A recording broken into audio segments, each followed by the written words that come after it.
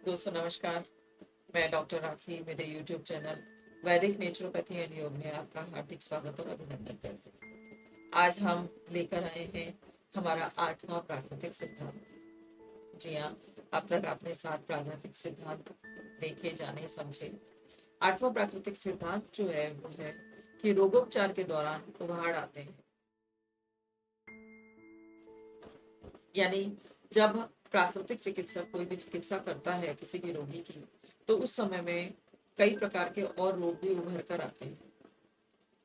वो उस उभरना रोग का जो है वो क्यूरेटिव क्राइसिस कहलाता है, क्योंकि प्रकृति हमारी 2 प्रकार से काम करती है, एक विनाशात्मक और एक संरचनात्मक। यानी कंस्ट्रक्टिव और डिस्ट्रक्टिव 2 प्रकार की एनर्जी के साथ में हमारी प्रकृति काम करती है। तो उसी तरह से हमारे शरीर में भी ये दोनों चीजें होती हैं। यदि हम कंस्ट्रक्टिव उभाड़ की बात करें तो उपचार के दौरान अगर उभाड़ आ रहे हैं और उनका उपचार के द्वारा निराकरण किया जा रहा है तो वो हमारे कंस्ट्रक्टिव हैं, या यूं कह दीजिए कि कंस्ट्रक्टिव क्राइसिस हैं जिनको कि उपचार के दौरान धीरे धीरे शांत कर दिया जाता है।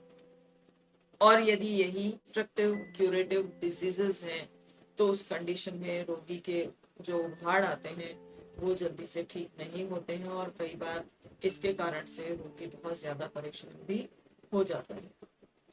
हम अगर मृत्यु का कारण भी देखें तो उसके अंदर कहीं ना कहीं प्रकृति का जो डिस्ट्रक्टिव रूप है वो हमें दिखाई देता है, क्योंकि शरीर से जब विजातीय द्रव्य किसी भी ऑर्गन से बाहर नहीं निकल पाते हैं, चाहे वो हमारी श्वास के द्वारा हो या हमारे यूरिनरी पाथ से हो या फिर हमारे जो ये त्वचा है इन पर जो रोमकूप है उनके द्वारा हो, जब इसके द्वारा हमारे शरीर से इन विजातीय द्रव्यों का निकलना बंद हो जाता है तो उस कंडीशन में ये डिस्ट्रक्टिव क्यूरेटिव डिजीज में कन्वर्ट हो जाता है और व्यक्ति मृत्यु को प्राप्त हो जाता है।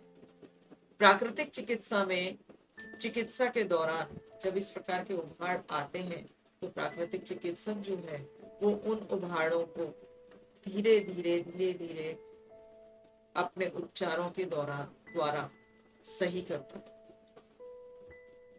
यदि कोई व्यक्ति जिसने कई प्रकार के मेडिसिन पहले से ले रखी हैं या उसके शरीर में इस प्रकार के बहुत सारे घातक विजातीय द्रव्य एकत्रित हो गए हैं तो उस कंडीशन में बहुत बहुत पेशेंस के साथ में रोगी को भी पेशेंस रखना पड़ता है और जो रोग का उपचार करने वाले प्राकृतिक चिकित्सक हैं उनको भी उतना ही पेशेंस रखना पड़ता है, क्योंकि जल्दी से उनका उपचार संभव नहीं हो पाता है। यदि उसने किसी प्रकार की कोई औषधि नहीं ली है तो इस प्रकार के जो क्यूरेटिव क्राइसिस आते हैं उनमें बहुत थोड़े या हल्के फुल्के आपको देखने को मिलेंगे और वो जल्दी ठीक भी हो जाते हैं, पता भी नहीं चलता। लेकिन यदि उन्होंने कहीं घातक मेडिसिन ली हुई होती हैं या कोई बड़ा ऑपरेशन हुआ होता है तो उस कंडीशन में उसको ठीक होने में समय लगता है और उभाड़ भी बहुत गहरे तक अपना छाप छोड़कर जाते हैं। तो उस समय में जो पेशेंट है उसको भी और जो उपचार करने वाले प्राकृतिक चिकित्सक हैं दोनों को ये बहुत पेशेंस के साथ में काम करना पड़ता है, धैर्यतापूर्वक उनके उपचारों को देखना पड़ता है। यदि इन उभाड़ों को समझ लिया और उसके अनुसार चिकित्सा दे दी तो उस स्थिति में जो पेशेंट है वो धीरे धीरे धीरे धीरे सही होने लग जाता है और उसके जो रोग हैं जिस कारण से उत्पन्न हुए थे वो भी ठीक हो जाए।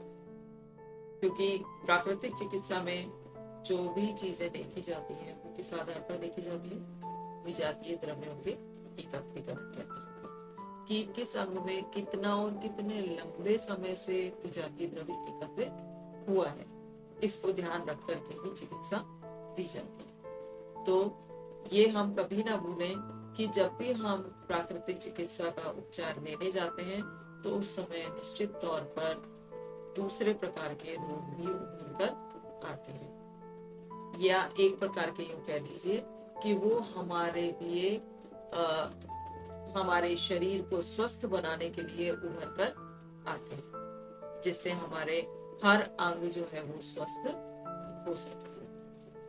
तो आपको जहां तक मैं समझती हूँ कि ये बहुत अच्छे से समझ में आया होगा।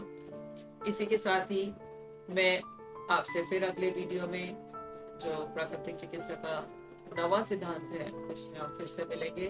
तब तक के लिए धन्यवाद। मेरे इस चैनल को आप ज्यादा से ज्यादा सब्सक्राइब करें, बेल आइकन बटन प्रेस करें, जिससे आपको समय समय पर मेरे जो वीडियोस अपलोड होते हैं वो आपको मिल सके और उसका आप तुरंत फायदा भी उठा सकें। धन्यवाद।